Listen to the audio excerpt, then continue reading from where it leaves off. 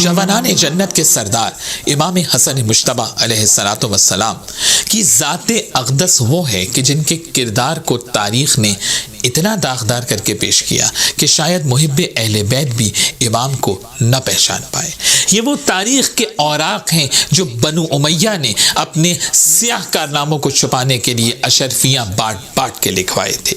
اس عداوت اہل بیت کی ایک جھلک صلح امام حسن کو بیعت سے تعبیر کرنا بھی ہے۔ یاد رہے امام حسن علیہ السلام نے معاویہ کی بیعت نہیں کی تھی بلکہ خون ریزی کو روکنے کے لیے ایک معاہدہ امن کیا تھا جس کو آپ جنگ بندی اور سیز فائر کہتے ہیں۔ اور امام حسن علیہ السلام نے صلح کے بعد جو خطبہ دیا ہے، جو کلام کیا ہے، وہ اس بات کو واضح کرتا ہے کہ امام حسن علیہ السلام نے فقط ایک معاہدہ امن کیا تھا، معاویہ کی بیعت نہیں کی تھی۔ اور امام علیہ السلام کا یہ کلام ہمارے برادران اہل سنت کی معتبر کتابوں میں موجود ہے، جس میں بلازوری کی انصاب الاشراف ہے، اس کی 3 جلد میں ہے، ابن صباغ مالکی کی فصول المہمہ ہے، سیر اعلام النبلاء ذہبی کی یہ بھی معتبر کتاب ہے، ہمارے برادران اہل سنت کی سوائق المورقہ ابن حجر کی اس میں بھی موجود ہے کہ امام حسن نے ارشاد فرمایا ان معاویہ نازعنی حقا ہوا لی فترکتہ لصلاح الامہ وحقن دمائها۔ امام حسن ارشاد فرماتے ہیں کہ معاویہ مجھ سے اس بات پہ جھگڑا کر رہا ہے جو میرا حق ہے۔ امام نے کہا یہ خلافت میرا حق ہے، یہ حکومت میرا حق ہے، لیکن میں نے صرف اس لیے فترکتہ لصلاح الامہ، امت کو محفوظ کرنے کے لیے، خون ریزی کو روکنے کے لیے، مسلمانوں کی جانوں کو محفوظ بنانے کے لیے میں نے اپنے حق کو چھوڑ دیا۔ میں یہاں برادران اہل سنت کو دعوت فکر دیتا ہوں کہ کیا یہ کسی ایسے شخص کے جملے ہیں جس نے دب کر نعوذ باللہ صلح کر لی ہو؟ نہیں، یہ وہ امام برحق بول رہا تھا جس نے صلاح امت کے لیے اقتدار کو ٹھوکر مار دی۔ اور یاد رکھیے یہ ظرف سوائے اہل بیت نبوت کے علاوہ کسی کے پاس نہیں پایا جاتا۔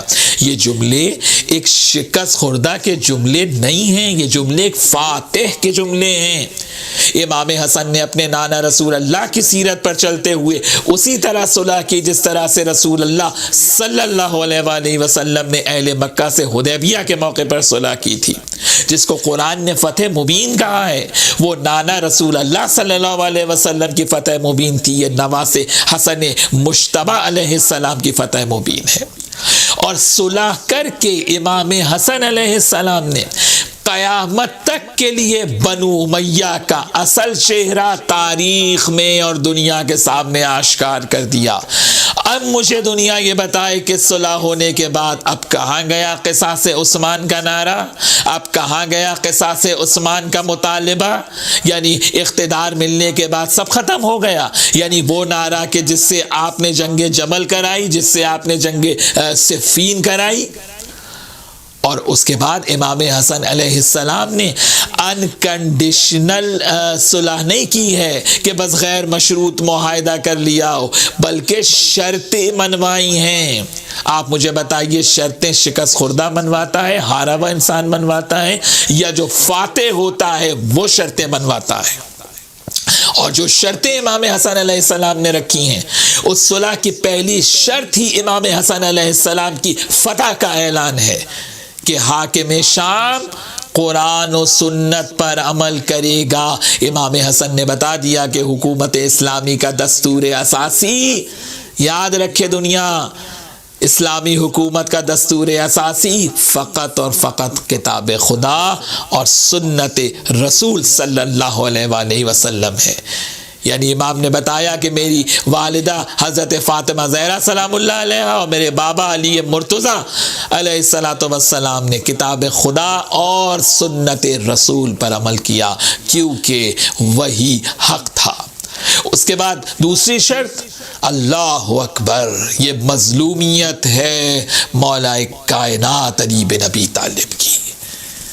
امام نے شرط رکھی کہ میرے بابا علی مرتضیٰ پر جو اعلاناً سب و شتم ہوتا ہے اسے بند کرایا جائے۔ گویا امام نے منوا لیا نا کہ وہ علی بن ابی طالب جو کل ایمان ہیں، جو اصل دین ہیں، جو مجسم دین ہیں، جو نفس رسول ہیں، ان کے اوپر سب و شتم ممبروں سے ہوتا تھا۔ کیا صحیح مسلم میں موجود نہیں ہے؟ صحیح مسلم کے لیے تو آپ کہتے ہیں نا جو کچھ صحیح مسلم میں ہے وہ صحیح ہے کہ امرا معاویہ سعدا فقال ما منعک ان تسب ابا تراب، جب معاویہ نے سعد بن ابی وقاص سے کہا کہ کس نے تمہیں مانے کیا ہے، کس بات نے مانے کیا ہے کہ تم ابو تراب پر سب و شتم نہیں کرتے، تو سعد بن ابی وقاص نے کہا کہ اگر میں نے پیغمبر سے وہ حدیثیں نہ سنی ہوتی جو علی بن ابی طالب کی شان کے اندر ہیں وہ مانے ہوتی ہیں۔ تو آپ دیکھیے کہ صحابہ کی بات آج ہو رہی ہے کہ جو اگر ذرا سی تنقید کرے گا کسی صحابی پر، ذرا سی کسی صحابی کی اگر توہین کر دے گا تو صاحب اسے سزا دی جائے گی۔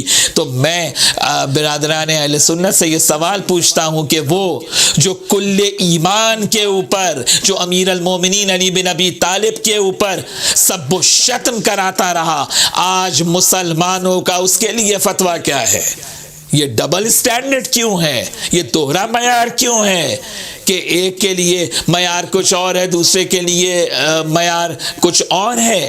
غور کریں اس بات کے اوپر۔ میں دعوت فکر دیتا ہوں، سوچیں، فکر کریں، کیونکہ قرآن سوچنے اور فکر کرنے کا حکم دے رہا ہے۔